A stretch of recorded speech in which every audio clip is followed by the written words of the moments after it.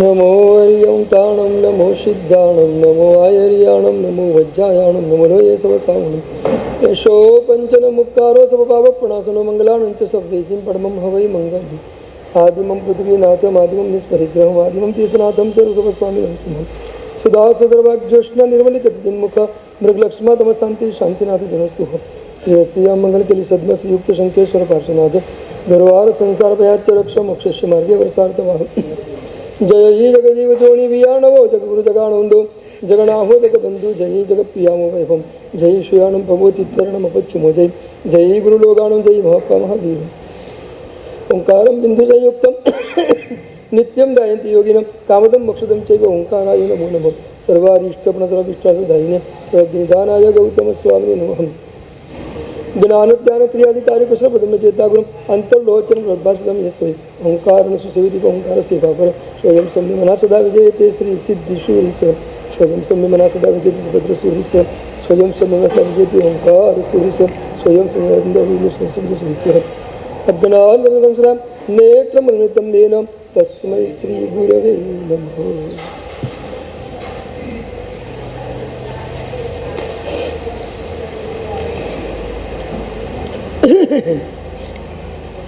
મીઠો સુવિધ જીનન સમાધિ રશ્ય ભર્યો લાલ ભાષ્યો આત્મ સ્વરૂપ અનાદિનો વિશર્યો લાલ સકલ ઉપા વિભાધિ દકી મને ઓસર્યો લાલ સત્તા સાધન માર્ગ ભણી સંચર્યો હો લાલ.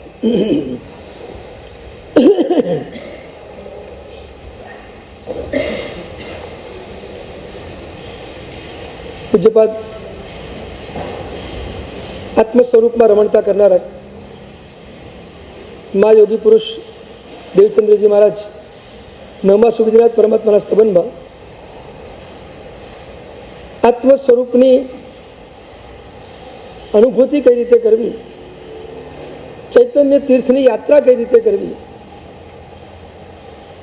ઘણા બધા તીર્થોમાં આપણે જઈએ છીએ. પાલીતાણા હોય, ગિરનાર હોય, શમિશિખર હોય, અંતરિક્ષજી હોય, જીરાઉલા હોય, કોઈ પણ તીર્થો હોય. તીર્થોમાં આપણે જઈએ છીએ, પણ એ તીર્થોમાં જઈને એક તીર્થની જે આરાધના કરવાની છે એ બાકી રહી જાય છે. તીર્થમાં તીર્થની આરાધના કરવાની છે. તીર્થમાં જઈને એક તીર્થનું આલંબન લેવાનું હોય છે. એટલે બાહ્ય તીર્થમાં જઈને અભ્યંતર તીર્થનું આલંબન લે. અભ્યંતર તીર્થ છે આપણું ચૈતન્ય તીર્થ. આપણું પોતાનું આત્મ સ્વરૂપ એ જ તીર્થ છે. એનું જ આપણે આલંબન લઈને આપણી ભીતરમાં આપણે ડૂબવાનું છે. એ ચૈતન્ય તીર્થનું આલંબન કેવી રીતે લેવું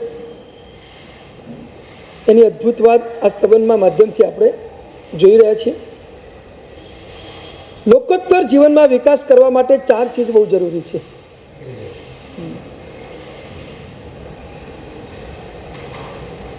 પહેલા નંબરમાં આપણું હૃદય અનુરાગી બને. આત્મા અને પરમાત્માનું અનુરાગી બને. એને પરમાત્મા પણ ગમે, એને આત્મ સ્વરૂપ પણ ગમે, એનું અનુરાગી બને. બસ મન સતત એની પાછળ દોડતું હોય. અનુરાગ એટલે જે ગમે છે એની પાછળ દોડવું એનું નામ અનુરાગ. જે ગમે છે એના માટે કંઈક કરવું એનું નામ અનુરાગ.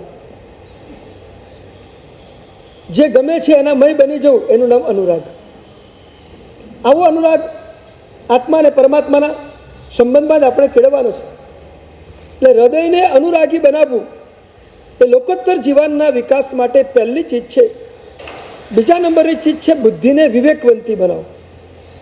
બુદ્ધિમાં વિવેક જોઈએ. જો બુદ્ધિમાં વિવેક ન હોય તો બુદ્ધિ બધું ભેળસેળ કર્યા કરશે. તો બુદ્ધિ જળ અને ચેતનને પણ ભેળસેળ કરી દેશે. જળમાં ચેતનનો આરોપ કરી દેશે. જળને ચેતન માની લેશે. અને જળને ચેતન માની લે એ બુદ્ધિનો અવિવેક છે. જળ અને ચેતનનો ભેદ કરવો એ જ બુદ્ધિનો વિવેક છે. અને આ વિવેક જ્યાં સુધી પ્રગટે નહીં ત્યાં સુધી બુદ્ધિ વિવેકવંતી બની. અને બુદ્ધિ વિવેકવંતી ન બને એટલે બુદ્ધિ વિનાશના માર્ગે લઈ જાય.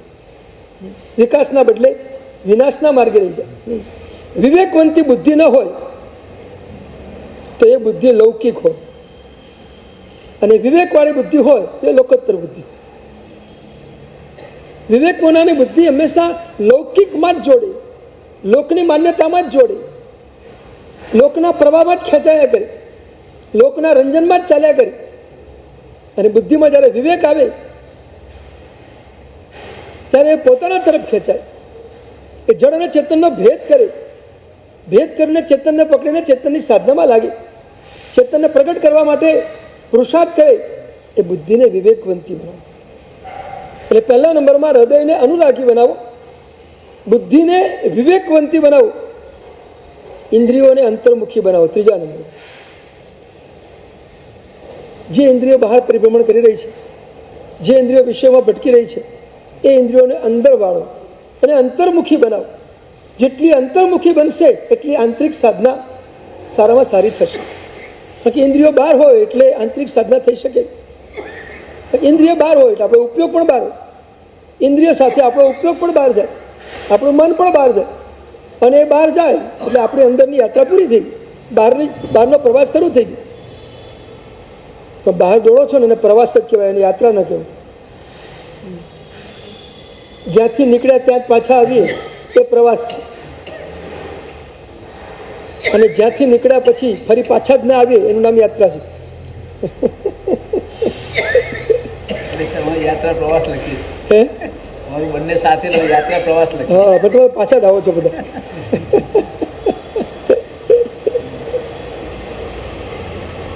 પરમાત્મા અને આત્મા કેન્દ્રમાં હોય તો યાત્રા છે.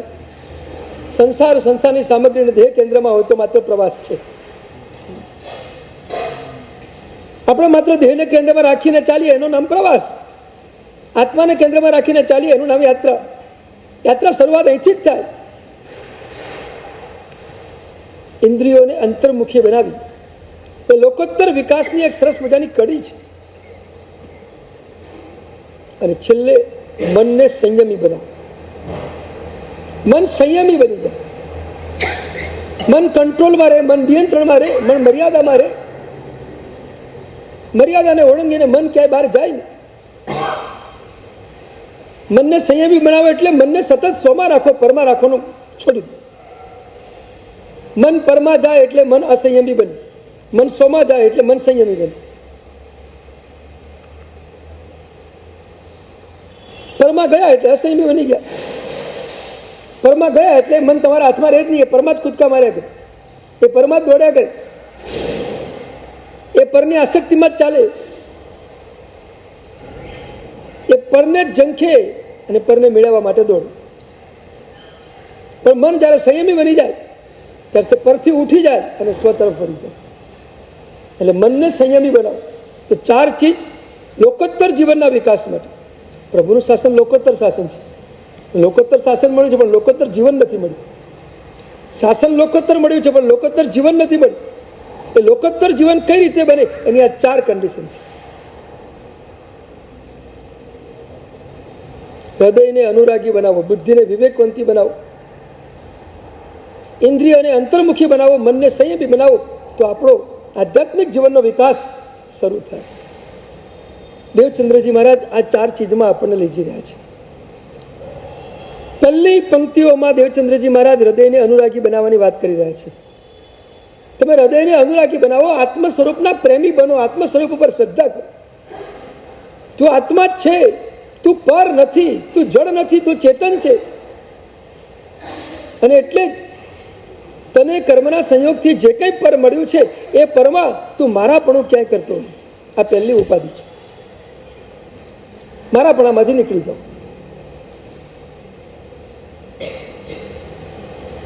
એક ભાઈને ઊભા હતા એક જગ્યાએ, એને ઘરમાં આગ લાગી. ટોળું ભેગું થયું. એક ભાઈએ કાકાને કહ્યું કે કાકા, તમારા ઘરમાં આગ લાગી છે, તમારું ઘર બળે છે, તમે જોઈ રહ્યા છો, તમને કઈ દુઃખ છે કે નહીં? તમે તો આમ શાંતિથી જોઈ રહ્યા છો ઘર બળે એનું. કાકા કે ગઈકાલે એનો સોદો થઈ ગયો.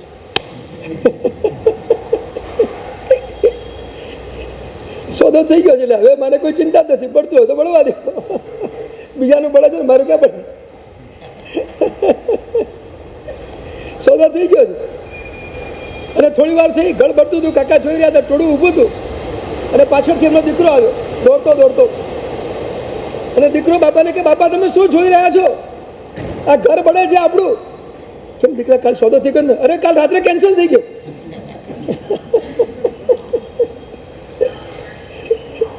મનના ચડાવ ઉતારો કેવા છે.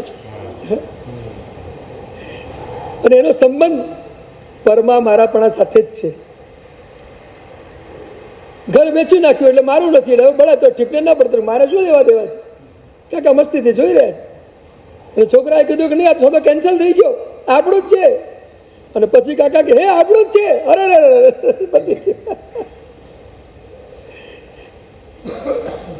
આ કાકાની વાત છે કે આપણી વાત છે? આપણી વાત છે. આપણે આમ જ છીએ.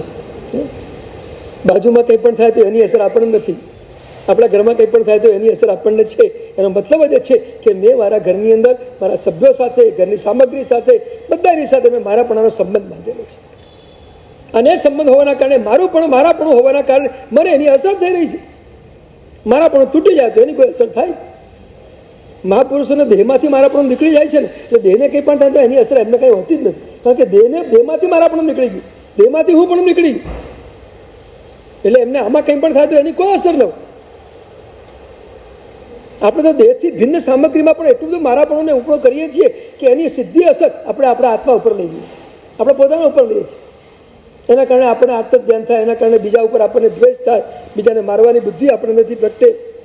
આ બધું પરમાં મારાપણાના ભાવથી જ આ બધી ઉપાધિઓ આવે છે. તો બહુ સરસ મજાની વાત આપણે ઘણા ટાઈમથી જોઈ રહ્યા છીએ.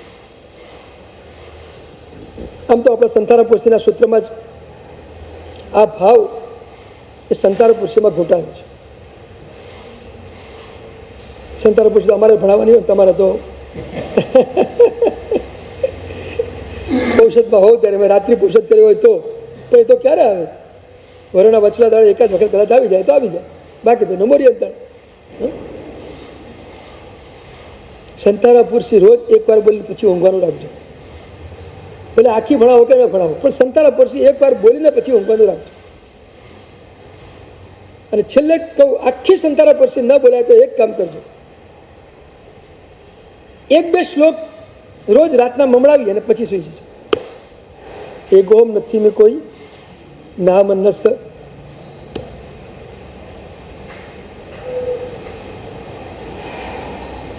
એગોમ નથી મેં કોઈ નામ અન્નસ કથઈ. હું એક છું, કોઈ નથી, કશું જ મારું નથી. શેષમ બહેરા ભાવા સભ્ય સંજોગ લક્ષણ. મારા સિવાયનું બાકીનું બધું મારા માટે બાહ્ય ભાવ છે. મારા સિવાયનું બાકીનું બધું મારા માટે સંયોગી ભાવ છે, સંયોગ ભાવ છે. જે કંઈ મળ્યું છે બધું કર્મના સંયોગથી મળ્યું છે, એટલે સંયોગ ભાવ છે. તમારી પાસે જે છે બધું કર્મના સંયોગથી મળ્યું છે, કર્મની મહેરબાનીથી મળેલું છે. અને કર્મની મહેરબાનીથી જે મળે એ તમારું નહીં, આટલું ગોખી રાખજો. રાત્રે સૂતી વખતે આટલું ચિંતન કરીને સૂઈ જજો. એગોમ નથી મેં કોઈ, કશું જ મારું નથી, આ શરીર પણ મારું નથી, કર્મના ઉદયથી જે મળ્યું છે એ પણ મારું નથી, હું નથી, અને મળેલી સામગ્રી એ મારું નથી. બસ આટલું ગોખીને પછી સૂઈ જજો. અને ચિંતન કરતા કરતા કરતા કરતા સૂઈ જાઓ. અનકોન્શિયસ માઇન્ડમાં એ સંસ્કારો ઉતર્યા કરશે, અને એ સંસ્કારો અનાદિકાળના પેલા ખોટા સંસ્કારો તોડવાનું કામ કર્યા કરશે. પણ આ ચિંતન આપણે કરવું છે, એગોમ નથી મેં કોઈ.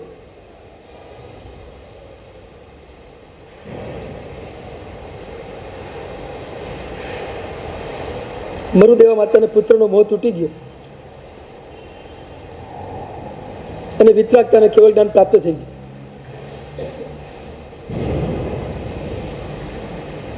મરુદેવા માતા ભગવાન આદિનાથની દીક્ષા પછી 1000 વર્ષ સુધી રડ્યા. આટલો પુત્ર મોહ.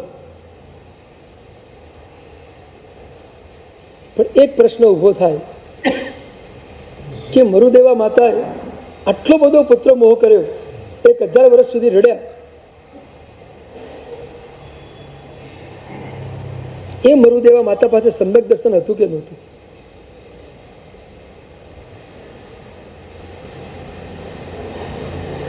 તીર્થંકરની માતા છે. આદેશ્વર પરમાત્માના માતુશ્રી છે.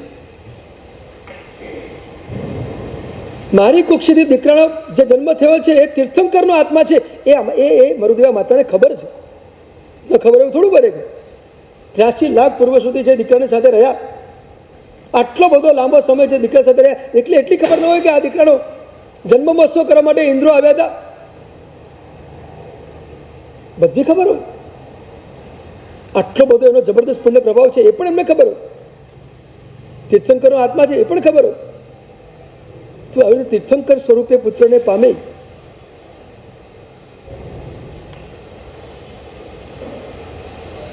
એ માતા કઈ કક્ષામાં હોય? આપણે એમ છે ને, જનરલી કોઈ વ્યક્તિ એક પરિવારમાંથી દીક્ષિત થાય ને તો એના માતા પિતા આપણે રત્નકુક્ષી માતા કહીએ છીએ. આપણે ત્યાં એક સવાલ છે, રત્નકુક્ષી માતા. તો તીર્થંકરનો આત્મા જે કુક્ષીમાંથી જન્મ્યો હોય એ માતાની કુક્ષી તો કેટલી બધી.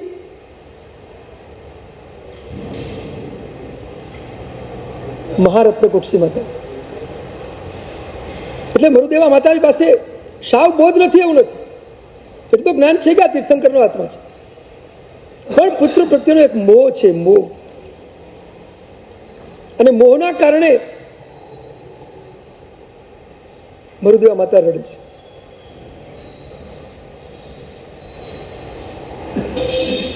પણ જે ક્ષણે એમને ઋષભદેવ ભગવાનને કેવળ જ્ઞાન પછી જોયા અને જોતાની સાથે જ એમનો વૈરાગ્ય જાગૃત થઈ ગયું. જોતાની સાથે જ કેવું અંદરમાં બીજ પડ્યું હશે કે જોતાની સાથે વૈરાગ્ય જાગૃત થઈ ગયું. મોહ તૂટી ગયું, એક ક્ષણમાં મોહ તૂટી ગયું. એમ જોવા જાવ તો મરુદેવા માતાને કોઈના ઉપદેશ વચનની જરૂર ન પડી. કોઈનો ઉપદેશ વચન મરુદેવા માતાને આવ્યો મળ્યો જ નથી. કે મરુદેવા માતાને કેવળ જ્ઞાન થયું છે, એમાં કોનો ઉપદેશ હતો? કોઈનો ઉપદેશ નહોતો. સ્વયંભૂ પોતે ચિંતન કરતા કરતા કેવળ જ્ઞાનની ધારાએ પહોંચી ગયા, કેવળ જ્ઞાન થઈ ગયું. સ્વયંભૂ ચિંતન છે, કોઈ આપેલું ચિંતન નથી. આ માત્ર તીર્થંકરના સ્વરૂપને જોયું અને એમને કહ્યું કે આ વિતરાગ, હવે વિતરાગ છે, હું ખોટો એના ઉપર રાગ કરું છું. બસ આ વિતરાગતા પ્રભુમાં દેખાઈ અને પોતાની વિતરાગતા પકડાઈ. આ મરુદેવા માતાનું જીવન છે. હું પણ વિતરાગ છું, એ પણ વિતરાગ, તો હું પણ વિતરાગ છું. અને પોતાની વિતરાગતા પકડાઈ ગઈ અને મરુદેવાની યાત્રા, આખી ચૈતન્ય યાત્રા શરૂ થઈ. અને મરુદેવા માતાની શરૂ થયેલી યાત્રા છક સુધી પહોંચી ગઈ, કેવળ જ્ઞાન સુધી પહોંચી ગઈ, ક્યાંય અટકી નહીં.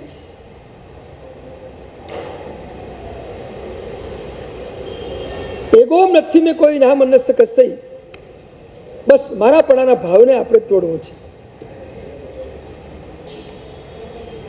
350 ગાથાના સ્તવનમાં ઉપાધ્યાય યશુજી મહારાજે એક સરસ વાત લખી છે. પર પરિણતિ પોતાની માને વર્તે આર્ત ધ્યાને રે, બંધ મોક્ષ કારણ ન પહેચાને, તે પહેલે ગુણ સાનો. પર પરિણતિ પોતાની માને. આખું દૃશ્ય જગત તમારાથી પર છે અને દરેક વસ્તુ એક પર્યાય સ્વરૂપે રહેલી છે. અને એ જે પરની પરિણતિ છે એને જો પોતાની માને તો એને આર્ત ધ્યાન થવાની શરૂઆત થાય. બહુ મસ્ત વાત લખી છે. મેં ગઈકાલે પરમ દિવસે પણ કહ્યું હતું કે આપણી પૂર્ણતાનું અજ્ઞાન એ પરમાં આપણને આર્ત ધ્યાન કરાવે.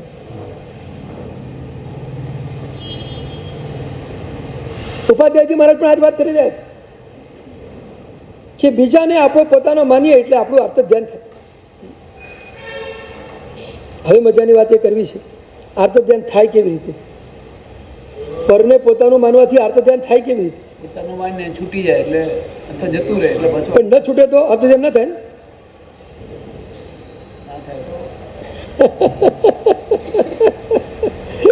ચલો છૂટી જાય તો અર્ધ ધ્યાન થાય, જતરા ચિંતા થાય. આત્મા છે ભૂલાઈ જાય. હા, પોતાનું માનીએ એટલે એવું થાય કે એ મારું છે એટલે આપણું આત્મા ભૂલાઈ જાય. પણ પોતાનું માનવાથી તમને અર્થ ધ્યાન થાય એવું ઉપાધ્યાય શું મહારાજ કહી રહ્યા છે. આપણો આત્મા ભૂલાઈ જાય એ વાત આપણા સાઈડ ઉપર છે, એ બીજો એંગલ આવી ગયો. પર પરિણતિ પોતાની માને વર્તે અર્થ ધ્યાને. પરણી પરિણતિને પોતાની માને અર્થ ધ્યાનમાં વર્તે. બહુ સીધી પંક્તિનો સીધો અર્થ તો આજ છે. સતત તો છૂટી કેવી રીતે થાય? કેવી રીતે થાય? સતત છૂટી દેવાનો ભય રે મગજમાં એનાથી આત્મ ધ્યાન થાય. તમે માની લીધું ભાઈ છૂટી જશે એનો ભય સતત મનમાં રહે એનાથી આત્મ ધ્યાન થઈ શકે. એ પણ હોઈ શકે. પણ એક બીજી વાત આજે તમને બતાવું, જે તમે ક્ષણે ક્ષણે અનુભવો છે એ વસ્તુ બતાવો. પરને પોતાનું માનીએ તો આર્ત ધ્યાન થાય, પરને પોતાનું ન માનીએ તો આર્ત ધ્યાન નીકળી જાય. એનો મસ્ત મજાનો એંગલ એ છે કે વાસ્તવમાં પર તમારું છે જ નહીં, પર તમારું છે જ નહીં. કોઈ પણ વ્યક્તિ દીક્ષિત થાય ને એટલે બધું છોડીને નીકળે, પણ છોડ્યું શું? એનું પોતાનું તો હતું જ ક્યાં? એનું પોતાનું તો હતું જ નહીં, તો છોડ્યું શું? એમ સંસાર છોડીને દીક્ષા લીધી, તો દીક્ષા લીધી વખતે છોડ્યું શું? એમ જે હતું એનું પોતાનું તો હતું જ નહીં, એમાં છોડવાનું શું આવે? પોતાનું હોય તો છોડવાની વાત આવે ને, પોતાનું છે જ નહીં તો છોડવાનું શું? બોલો, વિચાર છે. એનું હતું જ ક્યાં હતું? એ પોતે માનતો વસ્તુ જુદી છે કે મારું છે, બાકી છે તો નહીં, વાસ્તવિક તમારું છે જ નહીં કઈ. હે? હા, પણ મારે તમને આજે એ સમજાવું છે કે તમે ભલે કદાચ વ્યવહાર દૃષ્ટિથી માનો, પણ તમે અંદરથી માનો કે મારું નથી. એના માટે એક એંગલ બતાવું તમને, એક એંગલ પકડાવું છું. જો પોતાનું ન માનવા માટે એક સરસ મજાનું યુક્તિ બતાવું તમને. જે આપણું માને એને તમે તમારો માનો, જે આપણું માને એને તમે તમારો માનો. ઘરમાં પણ જે વખતે તમારું ન માને તમે કીધું કે હાલો આપણો છે જ નહીં. સંસારમાં વ્યવહાર શું મને કહો? આ તમારે વ્યવહારની વાત કરું છું. લગભગ વ્યવહાર મોટે ભાગે આવો છે, જે આપણું ન માને ને આપણે માનતા જ નથી. કે જે આપણું નથી માનતું એને આપણે માનીને આપણે કરવાનું શું? ખોટા દુઃખી થવાનું. સંસારમાં પણ આ નિયમ છે કે ખોટા દુઃખી નહીં થવાનું. એ નથી માનતો તો છોડો, એને છોડો, જવા દો. મારે એ જ કહેવું છે, આ એકેય સામગ્રી તમારું કીધું માને ખરી? એકેય સામગ્રી તમારી પાસે રહેલી જે જળ સામગ્રી છે એ જળ સામગ્રી તમારું કીધું માને ખરી?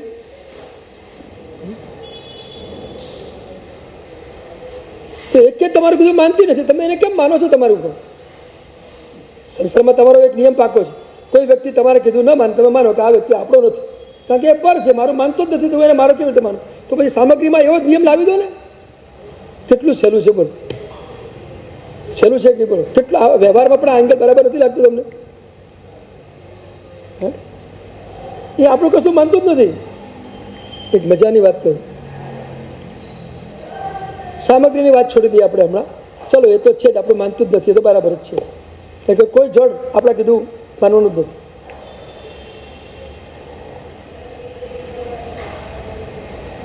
કોઈ પણ જળ સામગ્રી સામે પડી હોય અને તમે ઈચ્છા કરો કે આ સ્વરૂપે બની જાઓ, બની જાય? નથી બનતું. તમારી ઈચ્છા પ્રમાણે એ ક્યાંય પરિણામ પામતું જ નથી. એ તો એને જે પર્યાય પ્રકટ એ પર્યાય પ્રકટશે. તમે કહેશો એ પ્રમાણે કાંઈ થવાનું નથી. આજ સુધીમાં કોઈ કશું કરી શક્યું નથી. તીર્થંકર પણ ન કરી શક્યા. તીર્થંકર પણ પરમા પોતાની ઈચ્છા પ્રમાણે ફેરફાર ન કરી શકે. તીર્થંકર ન કરી શકે તો આપણે કેવી રીતે કરી શકવાના?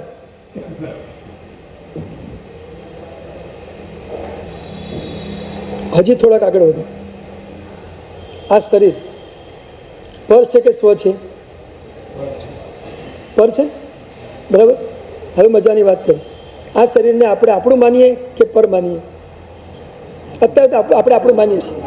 અત્યારે આપણે આ સ્થિતિમાં બેઠા છે કે આપણે આપણું માનીએ છીએ. હવે હું તમને કહું, જે શરીરને હું મારું માનું છું, તો એ શરીર પ્રત્યે આપણો અધિકાર કેટલો? આપણે કહીએ પ્રમાણે શરીર કરે કે એના પ્રમાણે જ ચાલે? તમને માથું દુખે, તમે કહો ઉતરી જાય તો ઉતરી જાય. તમને પેટમાં દુખે, તમે કહો પેટમાં દુખવાનું બંધ થઈ જાય. તમારા કીધા પ્રમાણે ચાલે? દરેક જગ્યાએ તમારા કીધા પ્રમાણે ચાલે? પુણ્યનો ઉદય હોય ને તમારે કીધા પ્રમાણે ચાલે, વસ્તુ જુદી છે. પણ પાપના ઉદયમાં અખતરો કરી દો, તમારે કહેવા પ્રમાણે ચાલે છે? પછી ખબર પડે કેવી રીતે શરીર ચાલે છે. એકદમ બહુ પ્રેક્ટિકલ ચીજ છે. પદાર્થને મારા ન માનવા માટે કે દેહને મારા ન માનવા માટે એકદમ પ્રેક્ટિકલ લોજિકલ એપ્રોચ ઉપર પહોંચી જાઓ. જે મારા કીધું માનતું નથી એને મારું માનવું નહીં. બસ કેટલો સરળ માર્ગ છે, કેટલો ઇઝી માર્ગ છે. બસ તમે આટલું નક્કી કરી નાખો ને. છોડ્યા સિવાય સાહેબજી કઈ જાય? હે છોડ્યા સિવાય આપણે કહ્યું કે આર્ત ધ્યાન છોડ્યા સિવાય પણ થાય. એ આજ તમારે કીધા પ્રમાણે કરે નહીં એટલે આર્ત ધ્યાન થાય કે ન થાય? બોલો. હા, આજ છોડ્યું નથી, પાસે જ છે.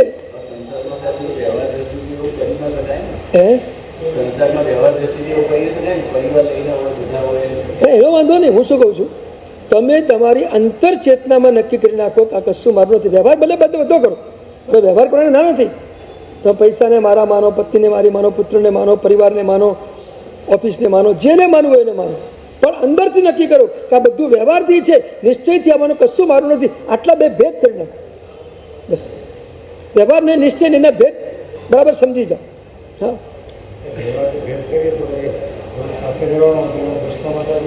ના વ્યવહારથી ભેદ ન કરો. ચલો હમણાં વ્યવહારથી તમે સાથે ચાલો, વાંધો નહીં, પણ નિશ્ચયથી તો ભેદ કરો. અંદરથી, અંદરની દ્રષ્ટિને ખોલવી છે ને. આપણે અભ્યંતર દ્રષ્ટિને ખોલવી છે. સમ્યક દૃષ્ટિ આત્માને ગમે તેટલું મળે ને તો કોઈનામાં પણ મારા પણ ભાવ ન કરે. ખરે જ નહીં. એટલે તો સમ્યક દૃષ્ટિ આત્મા કોઈ પણ જગ્યાએ યુદ્ધ કરવા જાય ને તો યુદ્ધ એ મારાપણાના ભાવથી ક્યારે પણ ન કરે. મારે કોઈનું રાજ્ય પડાવી લેવું છે ને એ ભાવ લગભગ સમ્યક દૃષ્ટિ ન કરે, મોટે ભાગે ન કરે. અનિવાર્ય કારણોસર યુદ્ધ કરવું પડે તો કરવા માટે જાય, એની કોઈ ના નહીં, પણ જાણી જોઈને યુદ્ધ ઊભું સમ્યક દૃષ્ટિ આત્મા ક્યારે પણ ન કરે. જાણી જોઈને ઊભું ન કરે. સામેથી આવી જાય ને કરવું પડે કે અનિવાર્ય સંજોગો હોય, પેલો રાજા વધારે પડતો અધર્મ ફેલાવતો હોય તો અધર્મના નાથવા માટે કદાચ એની પાસે આ રીતે યુદ્ધ કરવા માટે જવું પડે, એ વસ્તુ જુદી છે. પણ જાણી જોઈને કોઈ દિવસ સમ્યક દૃષ્ટિ આત્મા યુદ્ધ ઊભું ન કરે, ઊભું જ ન કરે. એટલે તો કૃષ્ણ મહારાજા મહાભારતના યુદ્ધને અટકાવવા માટેનો પૂરેપૂરો પ્રયત્ન કરતા, કારણ કે સમ્યક દૃષ્ટિ હતા. એમને ખબર હતી કે આ કરવા જેવું છે જ નહીં, આ ખોટું જ થઈ રહ્યું છે. એટલે તો સમ્યક દૃષ્ટિ હોવાના નાતે પૂરેપૂરો યુદ્ધને અટકાવવાનો છેલ્લે સુધી, છેલ્લી મિનિટ સુધી પ્રયત્ન કર્યો. પણ દુર્યોધન ન માન્યો એટલે આખર એમને પછી એ યુદ્ધમાં સાથે જોડાવું.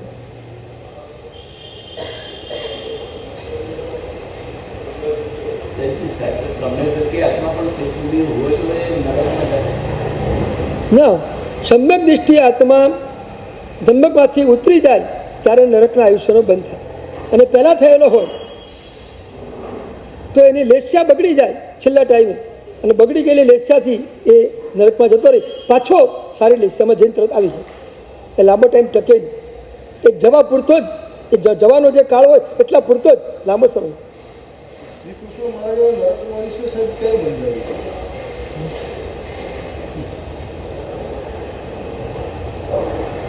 શ્રી કૃષ્ણ નરકનું આયુષ્ય એમ લાગે છે કે એના શરૂઆતના કાળમાં ક્યાંક બંધાઈ ગયું હોવું જોઈએ, અથવા તો ક્યાંક કોઈ જગ્યાએ શ્રી કૃષ્ણ મહારાજ ચૂકી ગયા હોય, નરકનું આયુષ્ય બંધાઈ ગયું.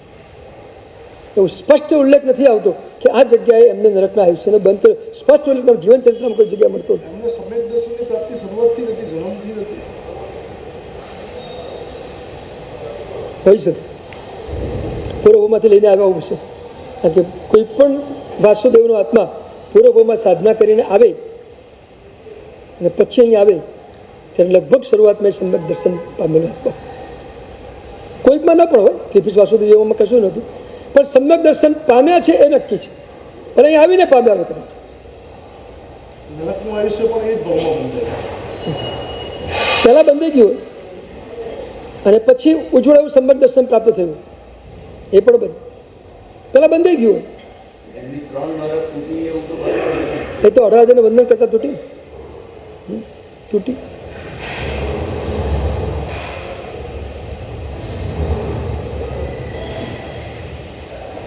પણ સમ્યક દૃષ્ટિ આત્માની માનસિક સ્થિતિ શું હોય એ વાત આપણે વિચારવી છે, અને મમત્વ ભાવ ન હોય.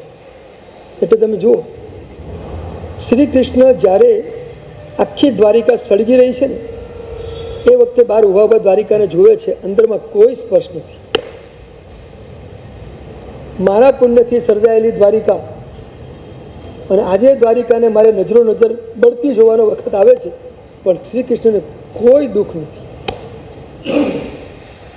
કોઈ આર્ત ધ્યાન નથી, કશું જ નથી. તો પોતાના પુણ્યથી બનેલી દ્વારિકા જોઈને માણસ આર્ત ધ્યાનમાં ન જાય? પણ કંઈ જ નથી. શ્રી કૃષ્ણના હૈયામાં કંઈ સ્પર્શ જ નથી. આ સમ્યક દર્શનની વિશેષતા છે.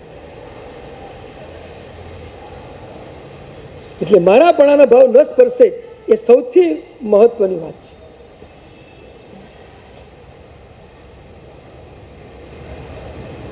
સમ્યક દ્રષ્ટિએ જીવન સાહેબ યુદ્ધ કરે તો એને પાપનો બધું કેટલો થાય?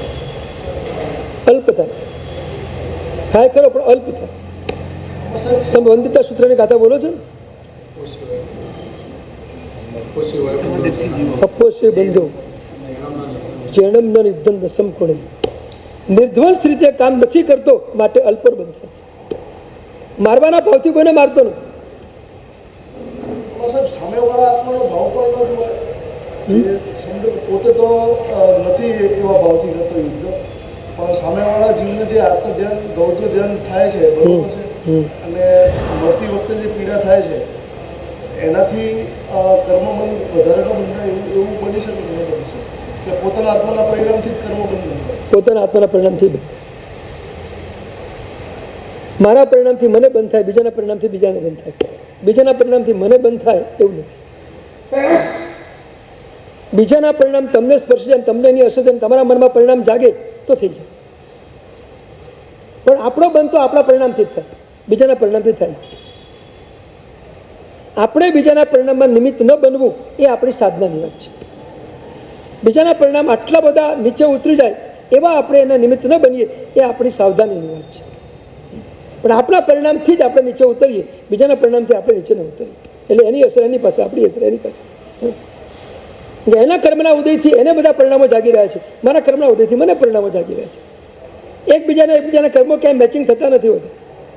આનું આને મળે, આનું આનો મળે એવું જીનશાસનમાં છે. નિમિત્ત ભલે બને એનો વાંધો નથી. નિમિત્ત બને છે, પણ બાહ્ય દૃષ્ટિએ નિમિત્ત બને છે કે અભ્યંતર દૃષ્ટિએ નિમિત્ત બને છે એ પણ જોવું. બાહ્ય દૃષ્ટિએ નિમિત્ત બને એ તો એનો કર્મનો ઉદય છે, એટલે બાહ્ય દૃષ્ટિએ નિમિત્ત બની જાય. પણ મનમાં એને કોઈ પીડા આપવાનો ભાવ ન હોય તો એ અંતરદૃષ્ટિએ નિમિત્ત નથી બનતું. મનમાં કોઈ ભાવ નથી એને પીડા આપવાનો. બાહ્ય દૃષ્ટિએ નિમિત્ત બન્યો છે, અંતરદૃષ્ટિએ નિમિત્ત નથી બન્યો, માટે કર્મ બંધથી મુક્ત બની જાય. એટલે તમે અંતરદૃષ્ટિએ નિમિત્ત બનો તો તમે કર્મ જગતમાં જાઓ. બાહ્ય દૃષ્ટિએ નિમિત્ત બનવા માત્રથી કંઈ કર્મ જગતમાં ગયા એવું નથી.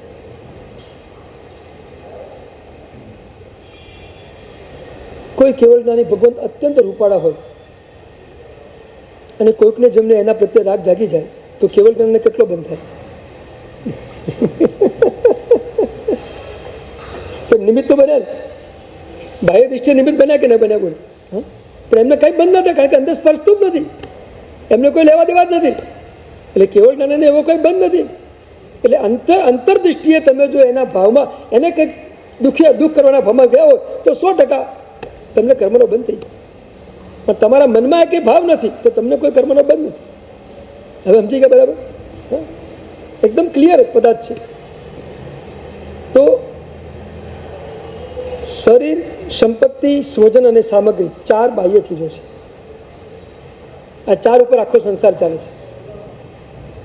શરીર છે, સંપત્તિ છે, સ્વજન છે અને સામગ્રી છે. આ બધા ઉપર જ તમારો આખો સંસાર ચાલે છે. આ 4 પાયા જ છે. આ 4 પાયામાં આપણે જ્યાં જ્યાં મારાપણું કરીએ છીએ ત્યાં ત્યાં આપણો સંસાર વધે છે. અને આ 4માંથી તમે મારાપણામાંથી નીકળી જાઓ, સંસાર તૂટતો છે. શરીર, સંપત્તિ, સ્વજન અને સામગ્રી 4 ચીજ છે.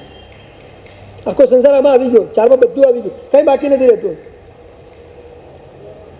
અને હવે થોડાક આગળ વધો. મેં પહેલાં કહ્યું તો એ નિયમને એપ્લાય કરો. શરીર, સ્વજન, સંપત્તિ અને સામગ્રી તમારા કીધા પ્રમાણે ચાલે કે એની રીતે ચાલે, બસ આટલું જ સમજો. આ 4 ઉપરનો રાગ, આ 4 ઉપરનો મારાપણાનો ભાવ એ આપણને સંસારમાં રાખે છે, પણ એ મારા પ્રમાણે ચાલતા જ નથી. તો હું એને મારા માનું શા માટે? હું એને માનવાનું છોડી દઉં. બસ બોલો, કેટલું આમ જોવા જઈએ તો કેટલું ઇઝી છે, કેટલું સહેલું છે. ખાલી તમારે બુદ્ધિને વિવેકવંતી બનાવવાની છે. બુદ્ધિ તમારી વિવેકવાળી બની જાય તો હમણાં મારાપણાનો ભાવ તૂટી જાય, અને તૂટી જાય તો આ બધી વસ્તુઓ પ્રત્યે એમ થાય કે મારા કીધા પ્રમાણે ચાલે જ છે ક્યાં? શરીર તમારા કીધા પ્રમાણે નથી, સંપત્તિ કીધા પ્રમાણે નથી, સ્વજન કીધા પ્રમાણે નથી, સામગ્રી કીધા પ્રમાણે નથી, તો છે કોણ એ તો બતાવો તમે. તમારે કયા પ્રમાણે ચાલે છે કોણ?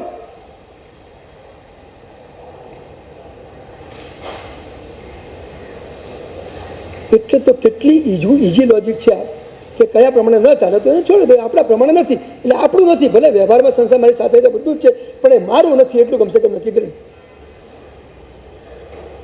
બેસે છે બરાબર આ વાત?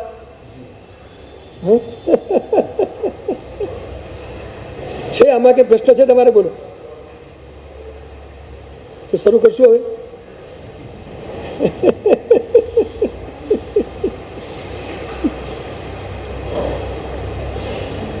સુવ્રત શેઠ ફૌસદીને બેઠા હોય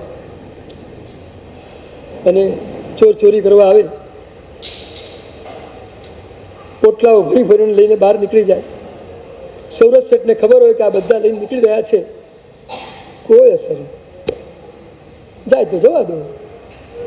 જે લઈને જાય છે આપણું છે નહીં, જે આપણું છે એમાં હું બેઠો છું અત્યારે, એ તો મારી પાસે જ છે ને, મારું છે તો મારી પાસે જ છે. જે લઈને જાય છે મારું નથી, તો શા માટે મારે ચિંતા કરવી પડે? છોડો, જવા દે, એને લઈ જાઓ. મારું ધ્યાન શા માટે ત્યાં બહાર જાય? હું મારામાં ધ્યાન રાખું કે એમાં ધ્યાન રાખું? કથા તો સાંભળે છે ને તમે? મૌન એકાદશીની આ કથા છે.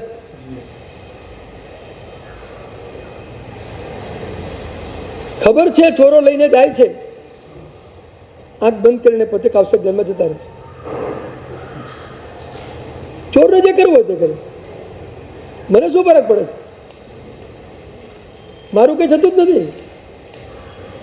આનું નામ છે મારાપણાનો અભાવ. આટલો અભાવ હોય, સંસારમાંથી નીકળવું બહુ સહેલું થઈ જાય, એકદમ ઈઝી થઈ જાય, એકદમ ઈઝી. તમે જેટલો મારાપણાનો ભાવ છોડશો ને એટલા તમે ઝડપથી એમાંથી બહાર નીકળી શકશો. કોઈને કોઈ વસ્તુ આપવી ને એ તો માત્ર ત્યાગ છે. કોઈને કોઈ વસ્તુ આપવી એ તો માત્ર ત્યાગ છે, પણ અંદરથી એના પ્રત્યેનો મારાપણાનો ભાવ છૂટવો એ સાચો વૈરાગ્ય છે. મારાપણાનો ભાવ તૂટે તો વૈરાગ્ય, ને તો વૈરાગ્ય નહીં. તાત્વિક વૈરાગ્યની શરૂઆત મારાપણાના ભાવ તૂટવાથી જ થાય, એ પહેલાં થાય પણ. સાચો નિર્વેદ મારાપણાના ભાવ તૂટવાથી જ આવે, એ પહેલાં આવે પણ. આવે જ કેવી રીતે આવી શકે? જ્યાં સુધી અંદરમાં મારાપણાનો ભાવ પડ્યો છે ત્યાં સુધી નિર્વેદ સાચો આવે જ નથી. ત્યાં સુધી વૈરાગ્ય ના આવે, ત્યાગ આવે, વૈરાગ્ય. તમે ટેમ્પરરી બધું છોડી શકો, પણ હૃદયમાંથી બધું ન નીકળે, અંદરથી મારાપણાનો ભાવ ન નીકળે.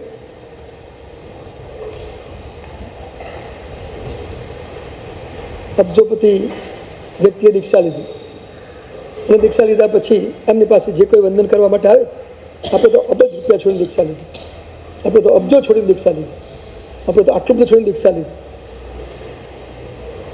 ના ગુરુ મહારાજ વારંવાર વાક્ય એમના સાંભળે અને એમ થાય કે હજુ આને અંદરથી છૂટ્યું નથી, હજુ આ બધા સંયોગો એના મનમાં પડેલા છે.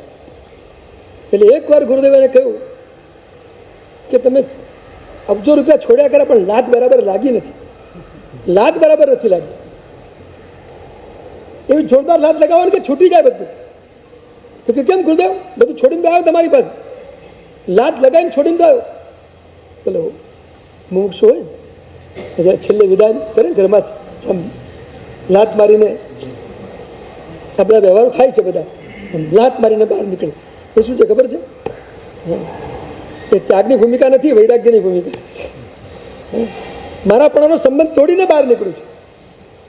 હવે કોઈ સાથે મારાપણાનો સંબંધ નથી. ઘર છોડું છું એ સાથે બધું જ છોડું છું, બધું મારાપણાનો ભાવ પણ છોડી નીકળું છું. ઘર સાથે હવે મારો કોઈ નાતો નહીં. ત્યારે સાચું સંયમી જીવન પ્રાપ્ત થાય. જ્યાં સુધી નાતો જોડાયેલો હોય ને ત્યાં સુધી સાચું સંયમી જીવન ના. વૈરાગ્ય આ જ છે. અને વાસ્તવમાં આ વૈરાગ્ય આવું ઘણું કઠિન છે, બહુ કઠિન છે. તાત્વિક નિર્વેદ ભાવ નથી પ્રગટવો સૌથી વધુ કઠિન છે. તાત્વિક નિર્વેદ ભાવમાં મારાપણાનો ભાવ જ તૂટી જાય, નથી ખલાસ થઈ જાય. એટલે ગુરુ મહારાજે કીધું કે તમે તમારી લાત બરાબર લાગી નથી, જ્યારે જોશથી મારો બધું નીકળી જાય પછી સમજાયું કે આ વારંવાર ઘૂંટું છું, મેં આ બધું હવે છોડ્યા પછી મારે એને યાદ કરવાનું છે કે મારે ભીતર જવાનું છે. હું યાદ કરું છું એનો મતલબ એ છે કે મારું કનેક્શન હજુ ચાલુ છે. છોડ્યું એનું કનેક્શન ચાલ્યું હોય તો સાચું છોડ્યું ન કહેવાય. છોડો એટલે એવી રીતે છોડો કનેક્શન જ તૂટી જાય, બધું અંદરથી જ છૂટી જાય બધું. આ મારાપણાનો ભાવ, સમ્યક દૃષ્ટિ આત્માને મારાપણાનો ભાવ છૂટી ગયો છે. તો 4 વસ્તુ યાદ રહેશે બરાબર. લોકોત્તર જીવનના વિકાસ માટેની 4 વસ્તુ: હૃદયને અનુરાગી બનાવો, બુદ્ધિને વિવેકવંતી બનાવો, ઇન્દ્રિયોને અંતર્મુખી બનાવો અને મનને સંયમી બનાવો.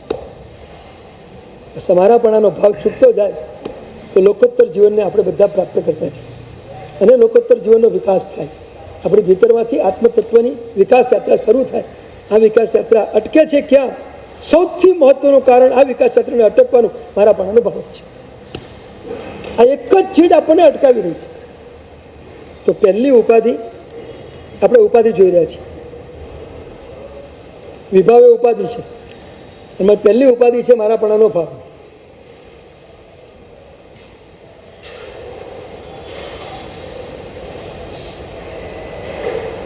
પરપરિણતિ પોતાની માને વર્તે આર્ત ધ્યાને રે, બંધ મોક્ષ કારણ ન પહેચાને તે પેલે ગુંઠાને.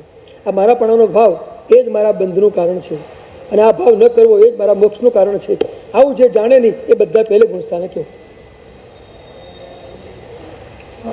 આપણે ક્યાં છીએ આપણે સમજવાનું રહ્યું. પહેલે છીએ કે ચોથે છીએ? આ દૃષ્ટિએ જોવા જઈએ તો હજુ લાગે કે પહેલું ગુંઠાણું હજુ ચાલુ જ છે. આપણે પહેલાંથી ચોથાની યાત્રા કરી રહ્યા છીએ. પહેલું કેવી રીતે છૂટે અને ચોથામાં કેવી રીતે પ્રવેશ કરી શકાય એની આખી પ્રોસેસ દેવચંદ્રજી મહારાજ આ પહેલી ગાથામાં આપણને આપી છે. એટલું બધું ઊંડાણ છે ને પહેલી ગાથામાં. વર્ષો સુધી તો આ પહેલી ગાથા ચાલશે એવું લાગે છે. હજુ તો બહુ બહુ આગળ જવાનું છે આપણે. હજુ તો પહેલી ઉપાધિ જોઈએ છે. હવે તો બધી કેટલીક ઉપાધિઓ જોવાની છે. કયા કયા ભાવો આપણને સંસ્થામાં રખડાવે છે ને એને આપણે ખોલીને બરાબર જોવા છે. જોઈશું તો જ ખ્યાલ આવશે ને, નહીં તો ખ્યાલ કેવી રીતે આવશે? આપણે ક્યાં અટકીએ છીએ સાધનામાં? કમસે કમ આપણને ખ્યાલ તો આવવો જોઈએ કે અહીંયા આપણે અટકીએ છીએ. કેવી રીતે આપણે આગળ વધવું? તો આ પ્રોસેસ બરાબર આગળ છે. મમ્મીઓ માતા 1000 વર્ષ રહ્યા ત્યારે સમય દર્શન હતું કે નહોતું? મને એવું લાગે સમયદર્શન હોવું જ જોઈએ. તો બી 1000 વર્ષ સુધી રડી શકે? રડે. કારણ કે રડવું એ ચારિત્ર મોહનીય કર્મનો ઉદય છે અને પોતાનું ન માનવું અથવા પોતાનું માનવું એ સમ્યક દર્શન મોહનીય કર્મનો ઉદય છે. ચાની કમાસમાં